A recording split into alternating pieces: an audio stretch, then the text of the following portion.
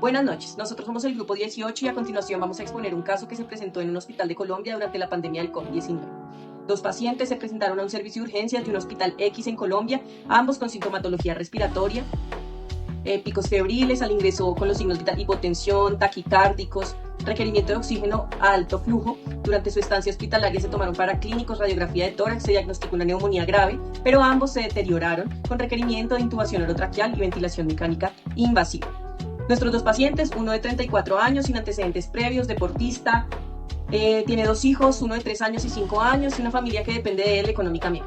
Nuestro segundo paciente, 68 años, antecedente de hipertensión arterial, diabetes mellitus, vive solo, tiene una red de apoyo muy limitada, su familia es distante. Ambos pacientes con requerimiento de ventilación mecánica invasiva, disponibilidad de un solo ventilador y una unidad de cuidado intensivo.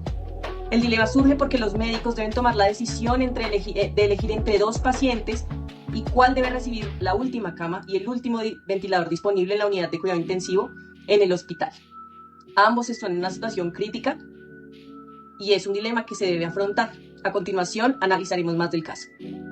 Para comprender mejor la crisis en las UCI durante la pandemia, es útil analizar situaciones en las que los sistemas de salud han enfrentado problemas similares. La primera de ellas en Italia, durante la pandemia por la ola de COVID en el año 2020, en Lombardía exactamente, el colapso hospitalario obligó a los médicos a priorizar pacientes con mayor probabilidad de recuperación. Se documentaron decisiones difíciles en las que los adultos mayores y pacientes con múltiples comorbilidades fueron excluidos de la ventilación mecánica. El siguiente ejemplo habla de la pandemia de la influenza H1N1 en el país de México en el año 2009. La falta de insumos médicos y ventiladores llevó a los hospitales a establecer protocolos de emergencia para la asignación de camas en UCI. Se priorizó a pacientes jóvenes sin enfermedades crónicas, lo cual generó críticas desde el ámbito bioético. Por último, el huracán Katrina en el año 2005 en Estados Unidos, la destrucción de hospitales y la interrupción del suministro eléctrico forzó a los médicos a elegir qué pacientes recibirían soporte vital en condiciones extremas. En conclusión, estos casos demuestran que en contextos de crisis, los sistemas de salud han debido recurrir a estrategias de priorización basadas en principios éticos y médicos.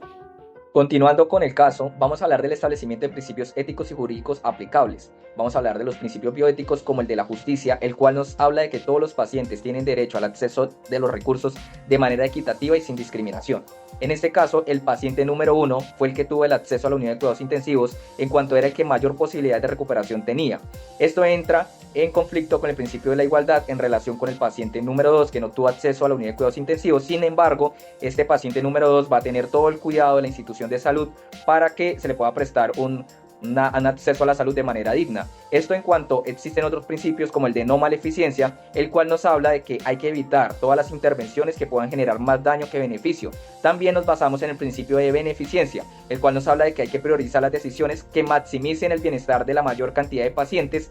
Y también tenemos el principio bioético de la autonomía, el cual nos habla de respetar la voluntad de los pacientes y sus familias en la toma de decisiones médicas. En cuanto a la normatividad jurídica en Colombia, tenemos la ley 1751 del 2015, que es la ley estatutaria en salud, el Código Deontológico Médico, que es la ley 23 de 1981, la sentencia T760 del 2008. A la luz de estos principios es posible analizar qué estrategias pudieron haberse implementado en Colombia para mitigar los efectos de la crisis en la UCI.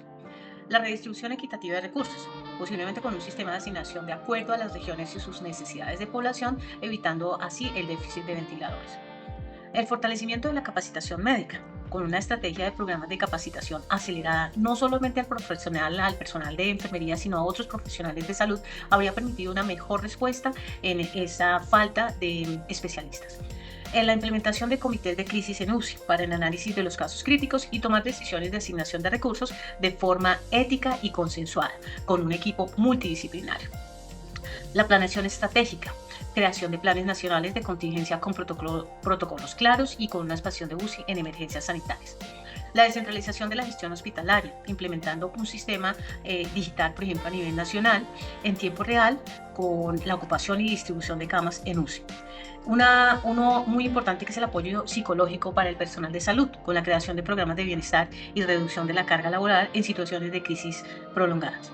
Como conclusión, y desde el método casuístico en nuestro caso, se han identificado soluciones prácticas basadas en experiencias internacionales que se pueden tener en cuenta y son claves para evitar el colapso de las instituciones de salud en futuras crisis sanitarias.